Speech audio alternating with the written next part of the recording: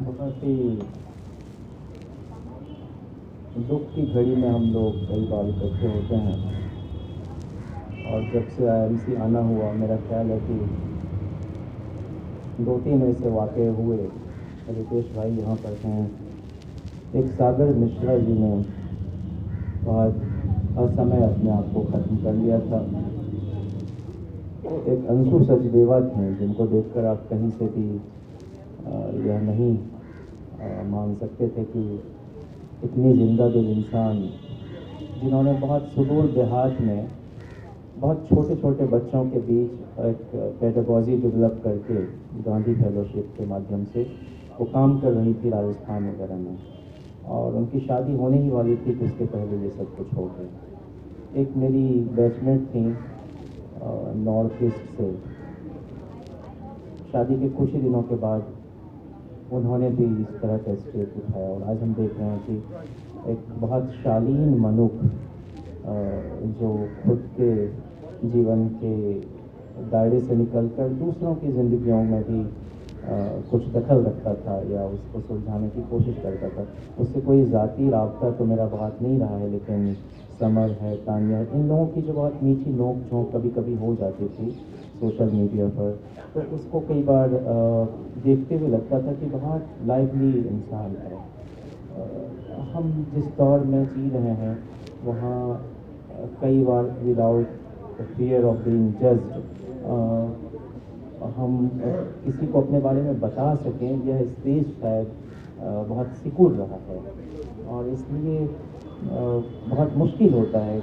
हम खुद से ही संवाद ख़त्म कर देते हैं ऐसे नाजुक क्षणों में, तो हम बाकी से कितना कम्युनिकेट कर पाएंगे वो एक मुश्किल बात है। और जैसे हम बीमार पड़ते हैं शारीरिक रूप से, कभी हमारा हार्ट अस्वस्थ हो सकता है, कभी आंखों की रोशनी जा सकती है, वैसे ही मन भी तो बीमार हो सकता है। लेकिन मेंटल हेल्थ को लेकर एक तरह से बहुत लोग छुपाते हैं, उसको नहीं बताना चाहते हैं।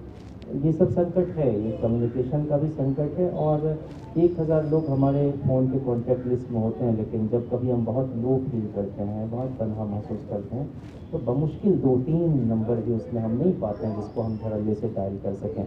तो हमारी ज़िंदगी की कुल जमा कमाई यही है कि बगैर किसी को बताए हुए हम उसके दरवाजे को नॉक कर सकें। ऐसे कितने लोग हमारे जीवन में शामिल होते हैं, और ख़ास करके जो लोग जर्नलिज्म में या पॉलिटिकल एक्टिविज़म में हैं, वो तो और भी अपने बारे में बहुत नहीं बताना चाहते, और कई बार लोग उस तरह से रिस्पॉन्ड भी नहीं करते। तो ये सामूहिक संकट है मेरा ख्याल है एक हमारे समाज में वर्तमान दौर में। हम कितना उसको ठीक कर पाते हैं मुझे नहीं मालूम, लेकिन आखिरकार संवाद ही उसका एक रास्ता है। अमन जिस परिवार से आते थे, कई चीज़ें लोग बता रहे हैं। मैं ख़त्म करता हूँ इसके साथ। एक बार अपने पिताजी को कहा कि मैं मर जाना चाहता हूँ, तो बोले ऐसा क्यों? वो बहुत घबराए। मैंने कहा आप कुछ भी कीजिए, लेकिन मुझे अपने दोस्तों के बीच, रिश्तेदारों के बीच आप मुझे डांटिए मत। मुझे इस बात से बहुत बुरा भी लगता है, बहुत घबराहट होती है और मुझे खुद पर बहुत कोफ्त होती है कि मैं इस तरह की गलती क्यों करता हूँ कि मुझे बहुत ज़लील होना पड़ता है। क्योंकि एक बच्चे का भी सेल्फ रिस्पेक्ट होता है, और बचपन से जो अपनी फैमिली में सबड्यूट रहता है, और जो लोग इंट्रोवर्ट हैं उनके साथ तो और दिक्कत है। आप उसको नहीं कंपेल कर सकते हैं, को आपसे शेयर करेंगे।